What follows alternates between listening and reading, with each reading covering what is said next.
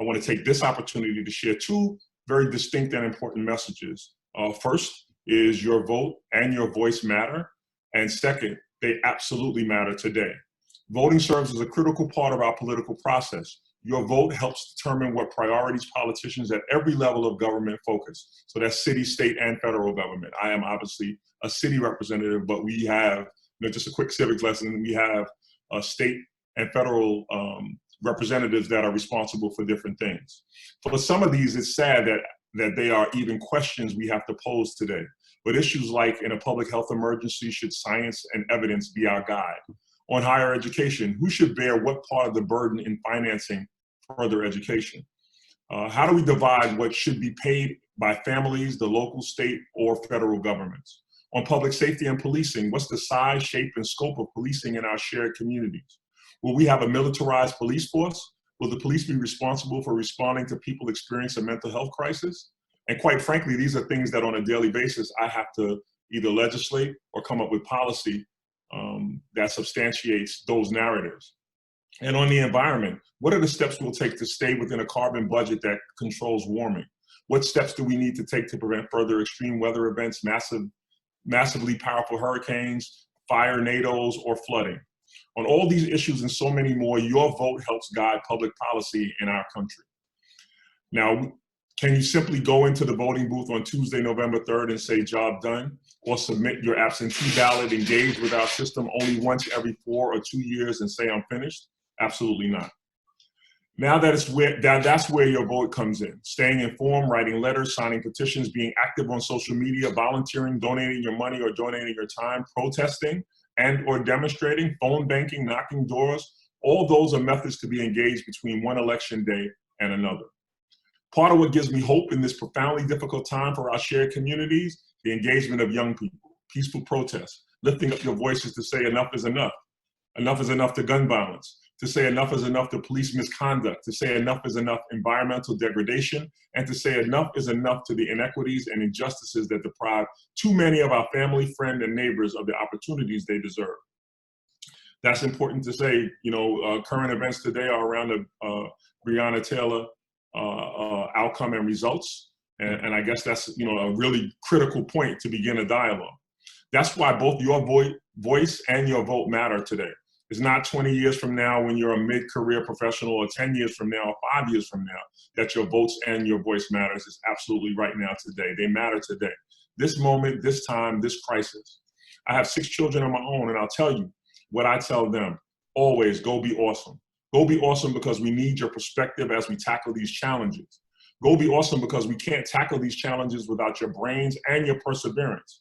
And go be awesome because the lessons you learn in your athletic careers translate into the skills you need to succeed. That's quite obvious: teamwork, communications, perseverance. All that means you have the capacity to lead and go be awesome. So I'll start there with us and our shared communities, especially our athletic communities, being awesome on and off the court or field and in your respective communities. Thank you. Thank you, Council Member. And again, if there are questions, please feel free to either type them into the chat, or folks can raise their hand using the reaction buttons, or even unmute themselves and ask. We only have a couple more minutes of the Council Members' time, so any questions that you might have, feel free to begin sharing those. As we wait on the wider audience, Council Member, could you say a little bit more about holding elected officials, I guess, accountable after election? So you talked a little bit about not just waiting for election day or the job not being finished on voting day. Could you say a little bit more about that for us? Yeah, well, first of all, I want to say, part of the responsibility is on the elected representative, but the other part is actually on the voter. And, I think absolving the responsibility of driving your policy and what your needs are go beyond just your vote on election day, which is what I was trying to describe. Sometimes and I was guilty of it as a young person too, being geared up to go and vote, and then kind of going on about my daily business. But you have to hold elected officials accountable. Once you've done this very expensive thing by giving them your vote, that gives you the right to then demand throughout their tenure what your needs are. And I think we absolve too much of the responsibility just to the elected official once you've given your vote. Your vote is the first step. Staying engaged, both politically, civically, and social justice-wise, are really what drive legislation and policy. The first step is the vote. So when I was voted into office, that was the beginning. And then I had to be responsible for crafting messages and policy and legislation that were in line with my constituency. So anytime I did something that was outside of that, my constituency had the right and still has the right to challenge that. So I'm only as good, quite frankly, as the people that I represent. And I'll just tell you a quick story. When I was first running for office here in Brooklyn, I went to see the then borough president, Marty Markowitz. And I went to make a compelling argument why I should be the council member of the 36th Council District. And my friend was in the room who actually worked for Marty Markowitz. And he told me that when I left, I had made a compelling argument. I was an interesting candidate. No one had ever seen anybody like me at 7 feet running for office, especially in the city of New York. So, and then I articulated myself in a way, but the first thing Marty Markowitz did was ask my friend, who he didn't know was my friend, to bring him the numbers of voting individuals in my district. And the reason he did that was because elected officials are driven by those who vote. So while he thought I was a compelling candidate, it was irrelevant if people in my district in mass weren't voting. And quite frankly, at that time, they weren't. So he almost discounted my existence based on my inability to bring to bear a comprehensive voting block, which is why we see some districts look different than other districts. People vote where they vote consistently. You can almost see a difference in their communities, in policing, in sanitation, in education, certainly in transportation. All of those things hinge directly on the census, but also directly on how many people are voting and staying engaged even after that vote. So that's why it's important. Excellent, excellent. A question that came up in the chat is, in what ways do you use what you learned in sport in your everyday work and life? I guess, from purposes of this discussion, is anything really applicable from a civic engagement and voting standpoint? Well, I'll be honest. I don't work autonomously. I work in a 51-member body. So in order to get anything passed, even if it's legislation that's germane specifically to my district, I have to elicit the support of other members. That's teamwork, right? So if I wasn't able, or if I didn't have the experience of only being able to win in a team sport by being team-minded, I wouldn't be able to do and have any modicum of success, or the modicum of success I have. I'm sorry, I should have mentioned, I'm the Dem Conference chair, I'm on leadership, I chair the MWBE committee. I'm the third highest ranking member of the New York City Council.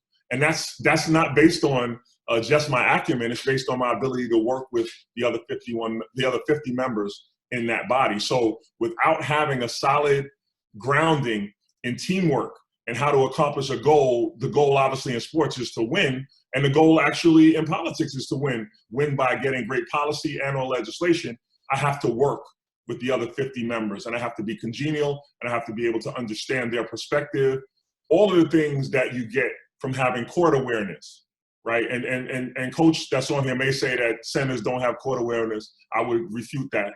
Some of us actually have some court awareness, even though we play in the hole. So for the record, big shout out to all 4s and 5s in the world.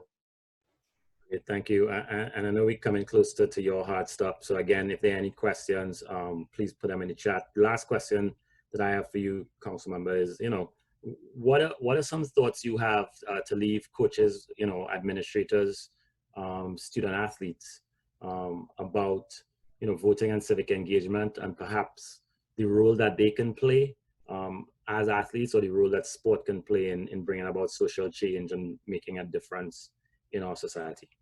I think we're witnessing it's unfolding right in front of us.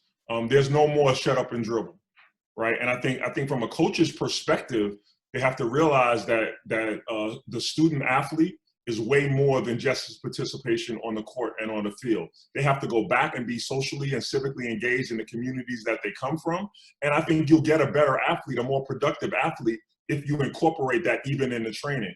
So if you allow student athletes or athletes in general to bring their personality and their experiences even to the sport, I think you'll just get a better well-rounded athlete. We're seeing that, unfortunately, because of the deaths of several unarmed American citizens, we're seeing an outcry, and we're seeing no longer are people from stars to bench players are wanting to have their voices heard. Some people have actually most recently sacrificed what seems to be their careers because of what they believe in socially.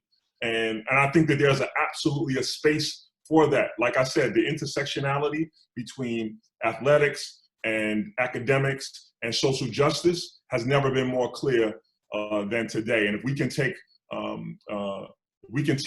what the LeBron Jameses of the world are doing in leveraging their platform and their voice to bring attention to what's happening in their respective communities, we should all be following that model, quite frankly. And I think that schools and coaches should really get on board and allow their athletes to have their voices be heard in this way.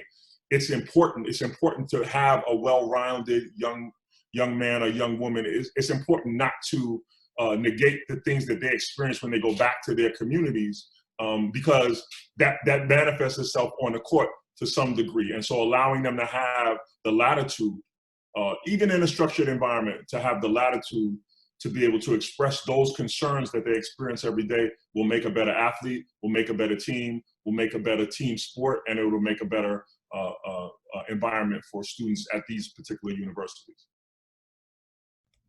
Great, thank you very much, Council Member. Thank you for your time. Appreciate you being here, sharing those remarks with us. Wish you all the best in your next session. Thank you. I just want to say that thank you for inviting me. I would gladly come back with more time if you want to reconvene this forum. I think that is important, especially during this critical time in the communities that these athletes come from and then have to go back to on break and after school and after graduation. They still have to reintegrate themselves, and they should be armed with the necessary tools to lead in their communities once their athletic career, at least on the university or college level, has come to an end. Great, thank you. Thank you. Thank you, Councilman. Have a good evening. My pleasure. Thank you, guys. Great. So, we heard from Councilmember Carnegie. What we want to do now, as I said at the top, is have a more specific conversation about voting, getting registered, the process involved, potentially, address questions, concerns that folks might have about the process, putting together a plan, etc. So we have Megan Ahern, who's here with us to share some thoughts, some ideas around that. Megan, I don't know if you want to go ahead and share your presentation, or if you want to make a few remarks before you go ahead and do that. Yeah, thank you so much, Andrew. It's great to see everyone here today. I'm just going to introduce myself, then I'll share my screen. I have a few slides. And all the information on the slides, I'd be happy to share with folks afterwards. There's some links that'll be helpful. My name is Megan Ahern. I'm the program director for NYPIRG, that stands for the New York Public Interest Research Group. We're a nonpartisan, not-for-profit organization that works with students across New York State on public interest policy. And obviously right now especially, but really throughout the year, civic empowerment is one of our key issues. And it's the base of, like the council member said, a lot of issues that you care about. So today I'm gonna share some information about the power of registering to vote and the logistics of it and making a voter plan. And I have some resources that touch on a bunch of different states, but a disclaimer, our expertise is definitely in New York State, and voter logistics are different by state. They're mostly state governments make voter laws. So there's some resources, like I said, specific to your own states, but the best thing to do is look into your own elections offices, sometimes called Board of Elections. So without further ado, also I'll be staying here for if there's any questions to the end of the event. But also if there's questions throughout the presentation, feel free to chat them in. All right. So this sort of doubles down on what the council member was talking about. The impact of voting is not just who are these people in these offices, it's who in these offices are voting on issues and enacting policies on issues that affect you and the people that you care about.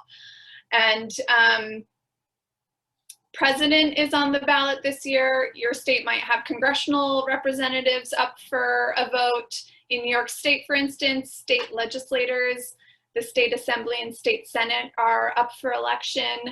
Some states might have governors or city mayors or anything as local as a school board. These are often elected positions that make decisions on funding for programs, that make decisions on climate change, policies that impact air quality, asthma rates, climate change, policies that address criminal justice reform, that address job security and economic justice, that decide your tuition rates or how many fees or how expensive textbooks are in your state. So it's you know, this once a year or twice a year experience, but the organizing to hold our elected officials is a 365-day a year prospect, and our representative democracy works better when more people are registered and more people vote. The most powerful thing that we have when talking to people who pass laws, who enact policies, who enact regulations, is our vote.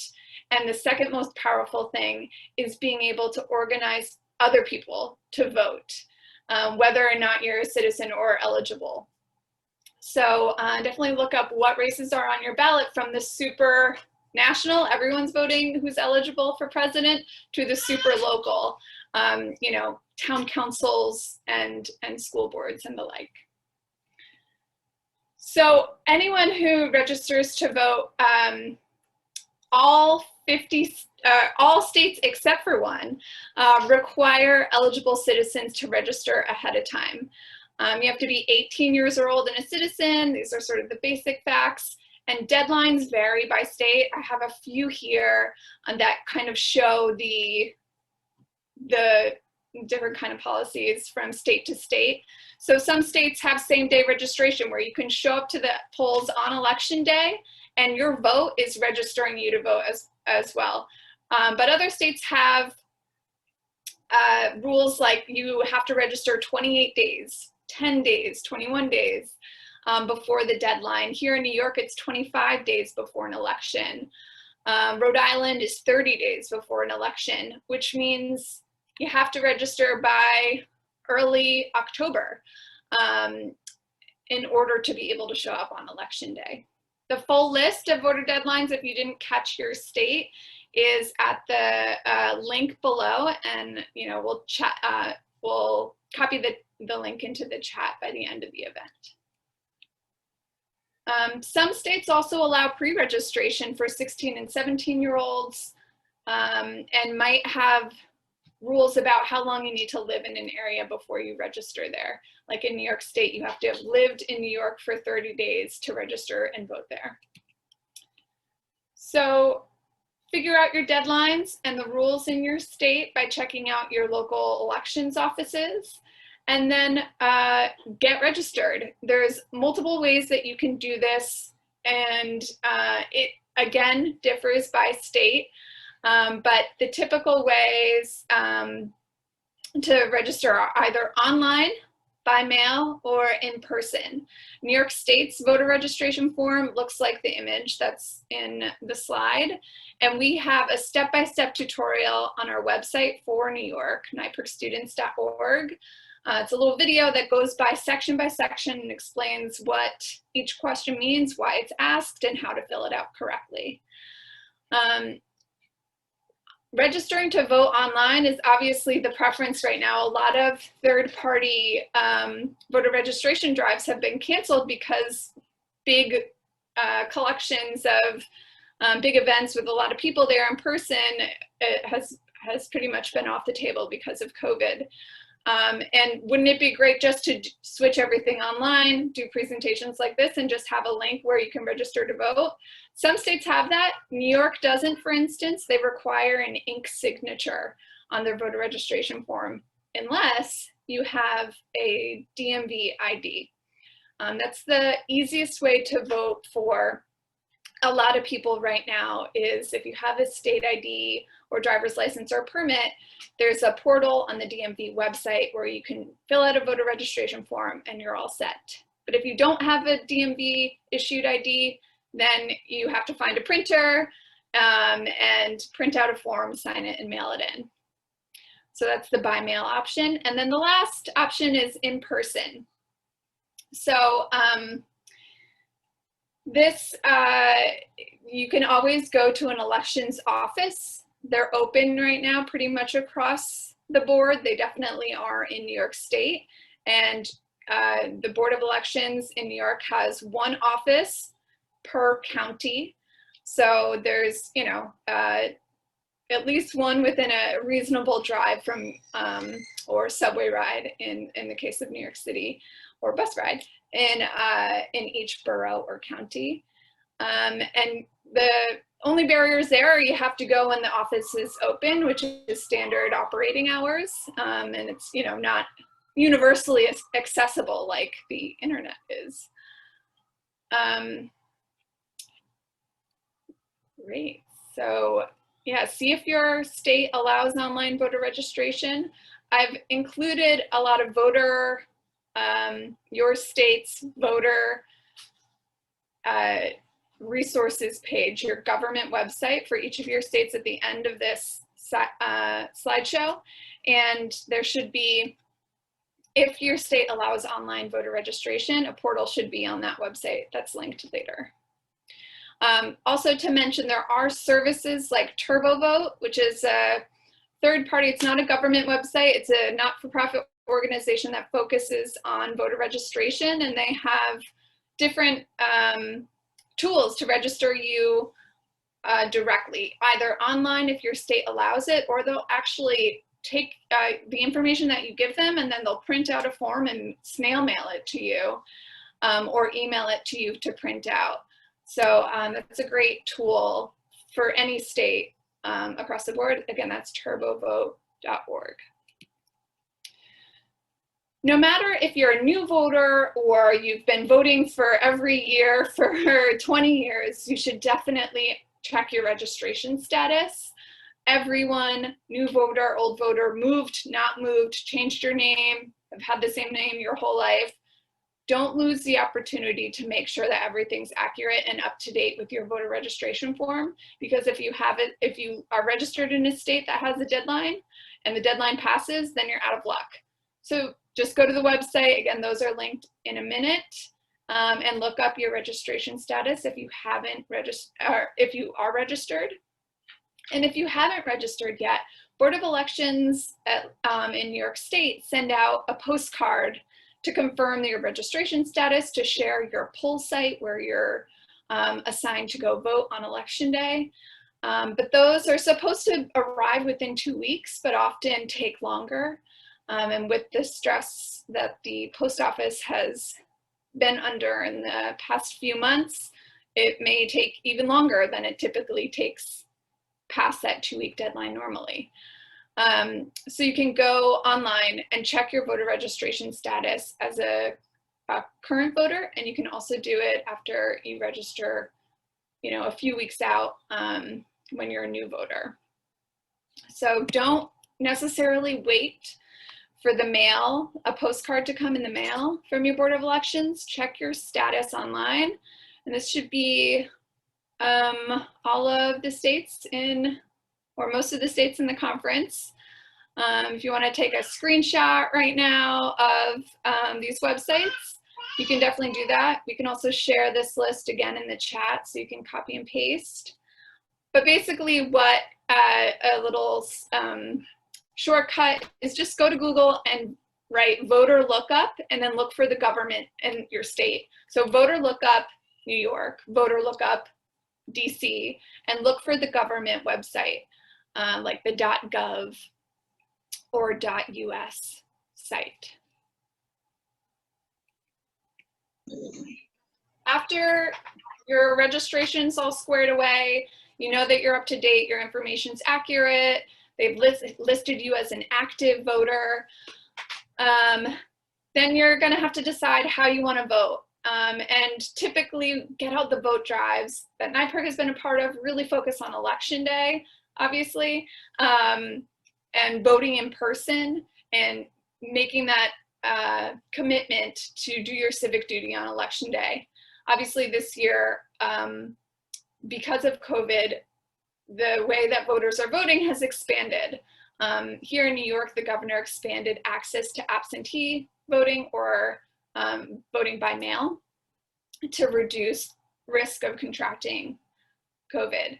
So there's typically 3 ways to plan your vote. If your state offers early voting, going ahead of election day and casting your ballot during those hours. How each state runs early voting is different if they have it.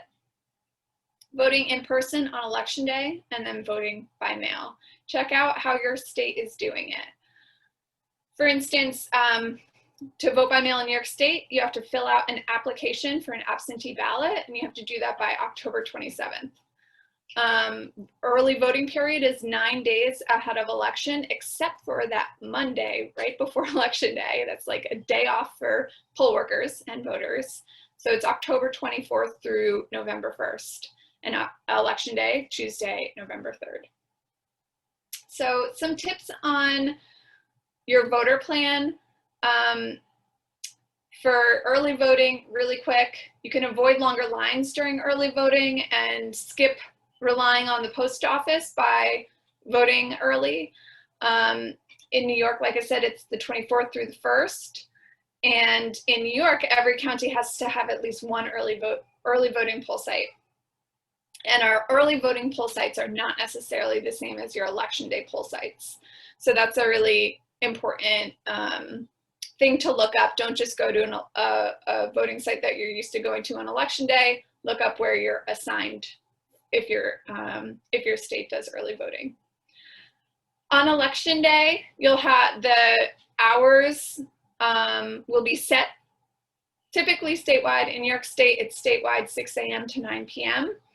Look up our poll sites. Again, they're different than early voting sites.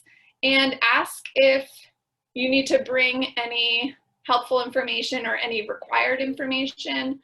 Like for instance, in New York State, you can skip one line if you already know your assembly district and your election district. So you can just, go straight to the other line that you have to stand on, but skip the first one, and that could cut down on, 15 minutes, 20 minutes, or an hour if it's not going very well. And look out to make sure you know whether your state requires IDs or anything like that.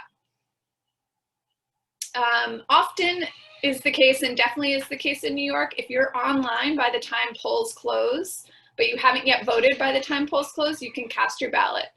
So in New York, if you're online to vote by 9 p.m., even if you cast your ballot at 9:30, your vote is still counted. And of course, with all public activities now, just mask up, try to maintain social distance, wash your hands often. And like I said, if you can take advantage of early voting, you can cut down on going to the poll site when lines aren't long. Or maybe lines don't exist at all. And then just a spotlight on voting by mail, or sometimes it's called absentee voting. This is a service that has existed for many, many years for people that are traveling outside of the state or outside of their neighborhood, for overseas voters and for military voters. And it really has been expanded this year to cut down on the amount of people that need to go to a poll, perhaps are immunocompromised or they live with an elderly family member. and don't want to risk transmitting COVID to who they live with. So the process is different by state, but questions to ask are, is there an application process to request a ballot to mail in, or does everyone just get sent a mail-in ballot? What is the process, and is there any deadlines that I have to be aware of? Once you receive the ballot, you should know how to properly fill it out. There's often little quirks, like for instance in New York, you can't tape one of the envelopes closed. You can only seal it with moisture, or else the ballot might get thrown out. We also have to sign the outside of one envelope. So look at all of the rules that exist in your state and common mistakes to avoid. There's probably a blog or a fact sheet or a group that has done this research and can share that expertise in your state. Then figure out, how do I send this in? Do it often.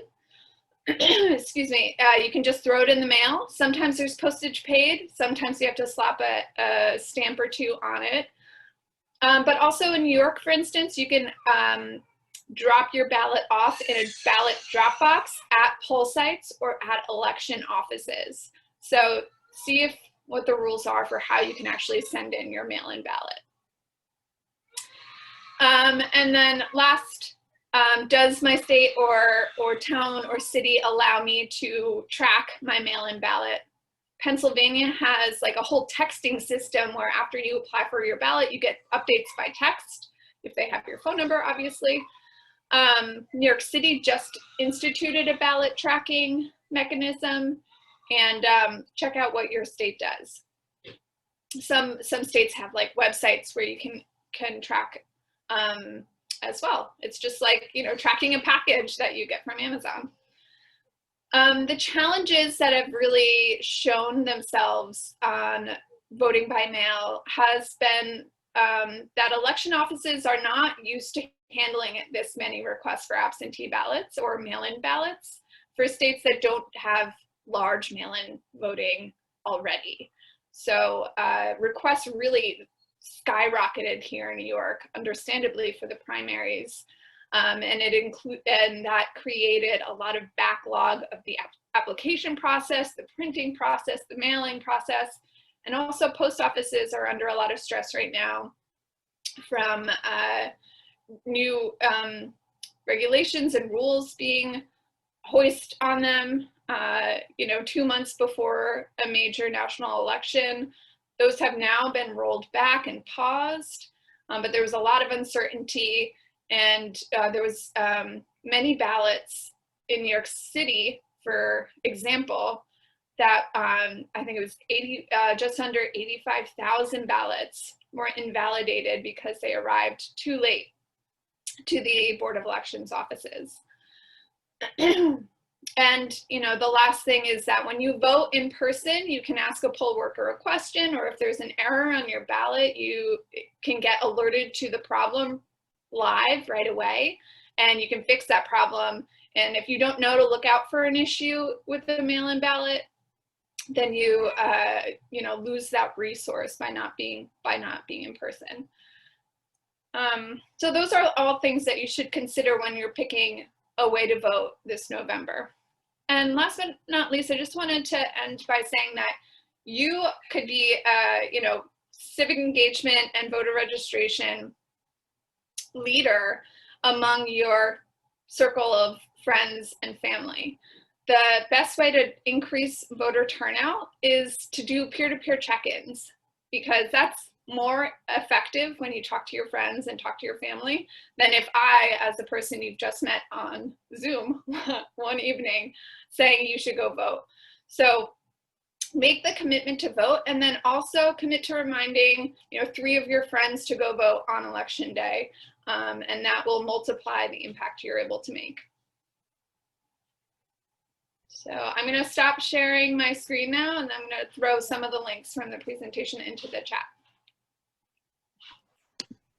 Great, thanks a lot, Megan. And as Megan does that, if there are specific questions that you have for her, maybe things that you wanted to go over again, maybe things that were unclear, feel free to put those things into the chat, or to unmute yourself and ask. I'll just pause for a few moments while Megan adds links to the chat, and just to see if there are any questions for her about the process of getting registered, voting, maybe mail-in ballots, absentee ballots. I know typically we have a number of questions there. So just pausing for a few moments before we begin kind of wrapping up our three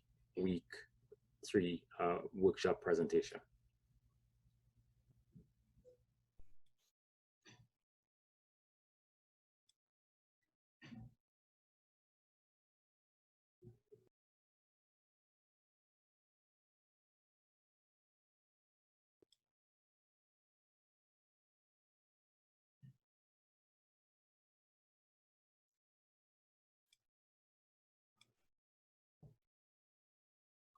Okay. Doesn't look like we have any questions. Megan will be on the call until we wrap.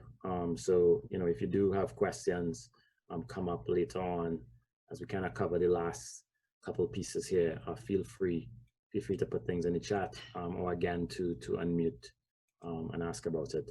I think we've had some really good conversation about voting specifically. I know we had Ari Berman with us last week. We had council member tonight, as well as Megan, kind of talk about the voting process and its linkages to civic engagement. And what I wanted to do in the last few moments that we had was to, in some ways, end where we began. I wanted to end where we began with a discussion, broadly around civic engagement, and just to remind folks to make sure we are getting back to like the foundation of this. Civic engagement, as we said, is acting to address issues of public concern by developing, and I think we were rightfully pointed out last time we spoke, and implementing the combination of knowledge, skills, and values to make a difference. And certainly there are many issues that we've discussed and have come up in the society, certainly in the last 6 months, but over the last few years. And I think elections and voting is definitely a major way in which you can have your voice heard, and you can weigh in on these things. So, one of the things that I think is especially poignant about voting is that it allows you to address a large number of issues by, voting or electing the officials who have the policies, etc., that might align with the ideas and concerns that you might have. But I wanted us to, consider more broadly, what your own engagement and your own activism might look like. I think one of the things that was especially right from Councilmember Carnegie is, you have to hold your officials accountable. And so, there's definitely a partnership that takes place between those elected, as well as yourself, as well as the community. So I wanted us to kind of think about, as I said in the last few moments, what your activism might look like, and recognize, of course, that we are all at different points in this journey. We are all at different points in this journey. I think, there are many folks who might say, I'm apathetic. I don't really care about issues. My life is okay right now. I'm just kind of concerned about myself. I think one of the things we expressed when we had our first session, our first workshop, and we really talked about a definition of civic engagement, we said, civic engagement is about going beyond and looking beyond ourselves. So as we think of running for office, perhaps, or lobbying or meeting with elected officials, or engaging in things like mentoring, beautifying parks, volunteering, etc. It is because we are moving beyond that stage or state of apathy, and recognizing that we have this cohesion and these bonds with our broader community our broader society. You know, there are questions I think that come up afterwards around, do I have the skills? What are the skills that I need that might in fact allow me to put these passions I have, these ideas that I have, these causes that I care deeply about into action? So what are the skills that I need to have? And so, you know, people can move along this continuum, get to the point where they say, hey, no, I do have these skills. I think I have a duty.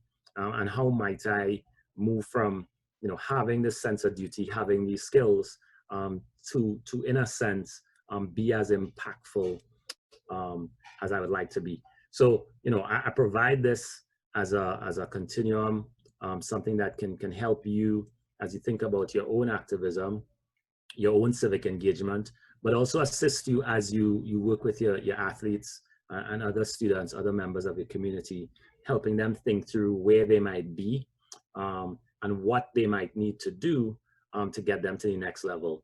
We had some conversations over the weekend, I know, with some of the freshmen and juniors and seniors as part of the Freshman Fundamentals program. And I know that a couple of the things that came up is that education was a critical piece for folks. They felt like they were passionate, they did have that cohesion, potentially they had some skills, but they weren't, you know, as educated on the issues as they might want to be, or as educated in terms of how they might be impactful. So all of those, I think, are things to consider as we move forward. The other bit that I think is important, again, for your student athletes and for you to consider, is that there are many very different ways to be civically engaged. So one thing that's important is where you might be on the continuum, but I think another thing to think about and think through is how might you want to go about being civically engaged. And there are a range of things. I know one of the things that has especially come up, Ari Berman spoke to it last week, is, you know, from a voting perspective and an election perspective, this year there is a shortage of poll workers nationwide. And so there are opportunities for those who can give of their time in that way to directly volunteer their time, you know, so to go out and help out at the polls. I think in some states there is some payment involved, so maybe also an opportunity to make a little bit of money. But there are also other ways in which you can volunteer. You know, you can assist maybe some of the elderly, some of those who are differently abled, who might want to vote in person, get to polling stations, etc. You might be able to guide and inform others about, you know, the process of voting. You know, some of the information, some of the links that we've shared tonight over the last couple of weeks, those are things that you can pass on. There's certainly philanthropy where folks can give up their dollars, and you know, and you can choose what types of causes align with the values that you might have, etc. And then finally, and I know a lot of athletes and sports organizations have been doing this in the last couple of months, you can speak out about issues. You can raise awareness around issues. That certainly, I think, is very important and has been tried and true in calling, you know, our democracy and the ways we want to move forward, you know, kind of holding it up as a beacon. You know, are we doing these things right? What are the things that we should be thinking about? Athletes have historically played that role for us in the society. You know, there's a document that I'll share in the chat. We have a toolkit overall that we hope you can pass on to your student athletes that would help them think through some of this. But one of the things that I think is really important as you develop more civically engaged athletes and just citizens overall is to have them think, you know, in a really logical, methodical way about what are the issues they care about, why they care about those issues, what skills, what knowledge, etc. do they think they bring to bear on the issue at hand. And, you know, I think most importantly, and I think this is often overlooked, how they can be impactful. I think that's a really critical piece in all of this. We aren't, you know, being civically engaged. You know, we are because we care, but we also, you know, want to ultimately make a difference. So, you know, to have your student athletes, your students, even yourself, think through, you know, how do you know when your work is impactful? How do you know, perhaps strategically, how you can make a difference.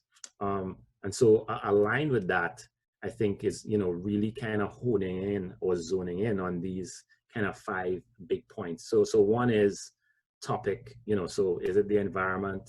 Is it police brutality? Is it racial inequality? Is it education, healthcare, etc.? Recognizing, of course, that there is a great deal of intersection between a number of these issues.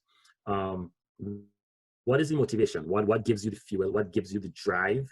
I think that's especially important as we thought about and examined some of the cases and examples.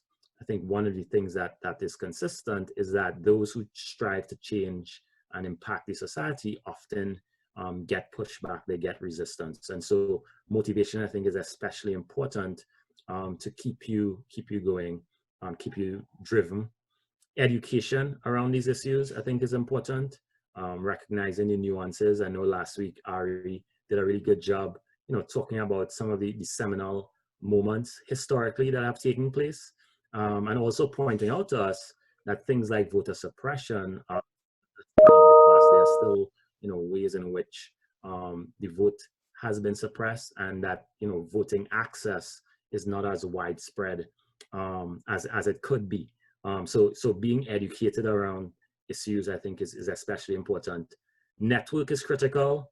I think the Big East has done a marvelous job, hosting sessions like these, getting these conversations going, supporting their student athletes. And this is certainly important because we know that we can't all do it alone, and certainly, working together as coalitions, etc., is especially important.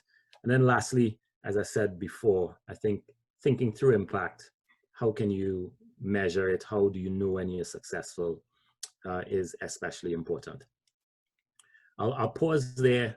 I know we just have about a couple minutes left. I want to make sure that there are no questions, thoughts around that, maybe questions for Megan.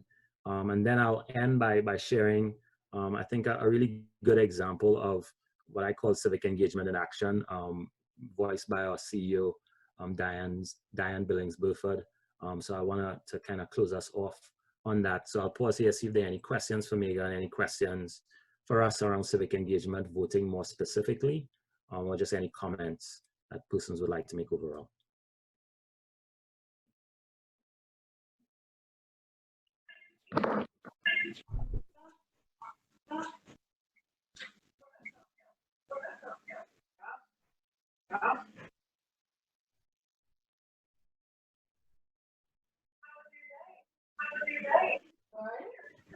Something, Tracy?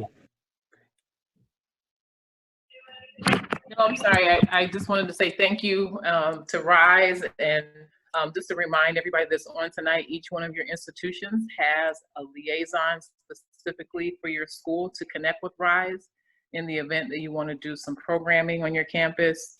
You want to get more involved with the civic engagement piece with respect to voting or any other perhaps social justice issues. And they've been a great partner thus far, and we're excited about how they can impact each and every one of your institutions. So thanks everybody for joining tonight, and get to the polls. Okay, so thank you, Tracy. Again, as I shared before, we will provide via email tomorrow a toolkit that I think is going to be helpful as from a next steps perspective for you and your student athletes. Wanted to end tonight by leaving you with this piece that our CEO put together. I think it's particularly powerful, and I think it ties together a number of the elements that we've discussed over the last couple of weeks.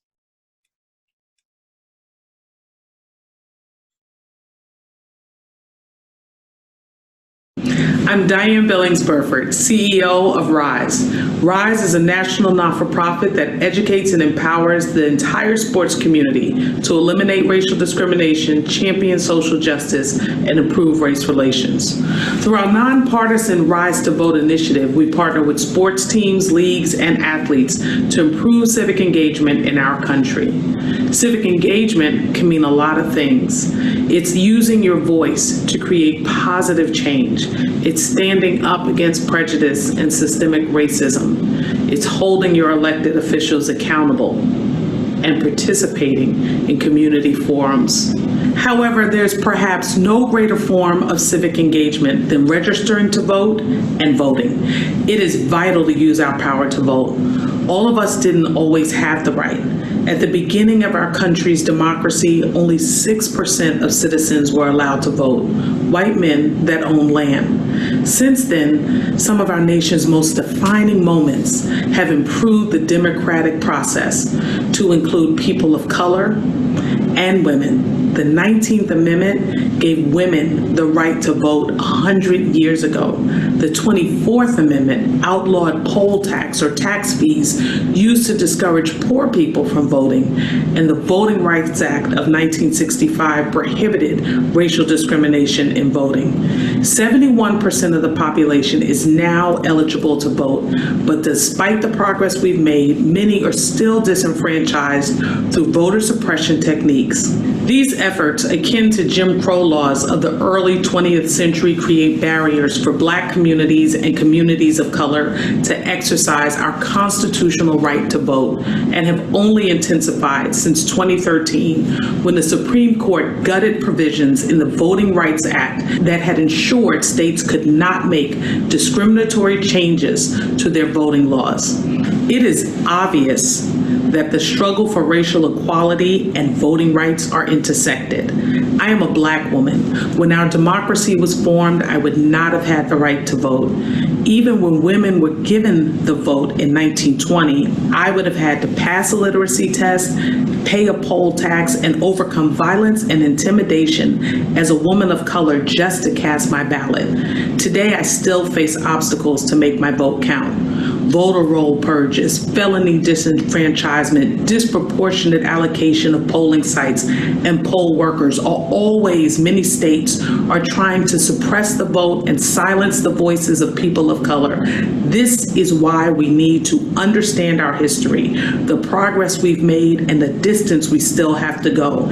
At RISE, we believe it is imperative for everyone's voice to be heard, and our work revolves around making that a reality. Register to vote. Use your voice. Use your power. Vote. Again, we want to thank you for inviting us to be a part of this session and these workshops with you. We honored to be a partner with the Big East Conference. Feel free to reach out to us through Barbara, Tracy, and the other representatives that Tracy mentioned if you need our educational services, etc. Thank you for joining us. Have a good rest of your night. Please get registered. Please go out and vote.